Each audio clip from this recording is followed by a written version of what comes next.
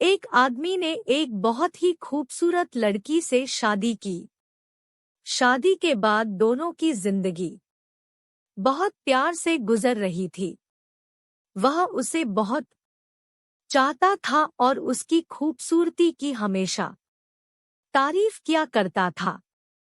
लेकिन कुछ महीनों के बाद लड़की चर्मरोग स्किन डिजीज से ग्रसित हो गई और धीरे धीरे उसकी खूबसूरती जाने लगी।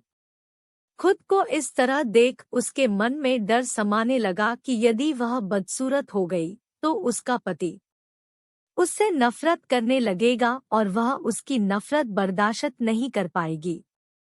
इस बीच एक दिन पति को किसी काम से शहर से बाहर जाना पड़ा। काम खत्म कर जब वह घर वापस लौट रहा था, उसका एक्सीडेंट हो गया। एक्सीडेंट में उसने अपनी दोनों आंखें खो दी।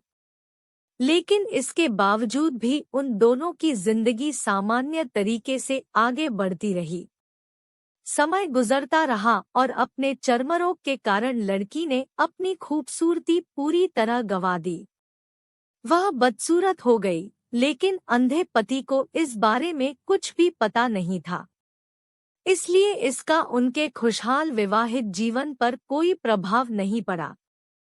वह उसे उसी तरह प्यार करता रहा। एक दिन उस लड़की की मौत हो गई। पति अब अकेला हो गया था।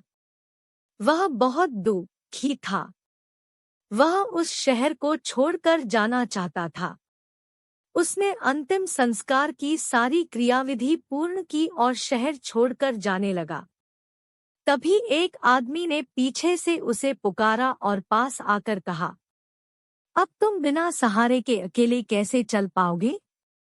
इतने साल तो तुम्हारी पत्नी तुम्हारी मदद किया करती थी। पति ने जवाब दिया, दोस्त, मैं अंधा नहीं हूँ।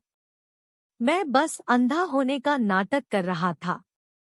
क्योंकि यदि मेरी पत्नी को पता चल जाता कि मैं उसकी बदसूरती देख सकता हूँ, तो यह उसे उसके रोग से ज्यादा दर्द देता।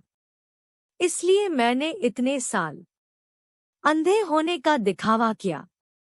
वह बहुत अच्छी पत्नी थी। मैं बस उसे खुश रखना चाहता था। धन्यवाद।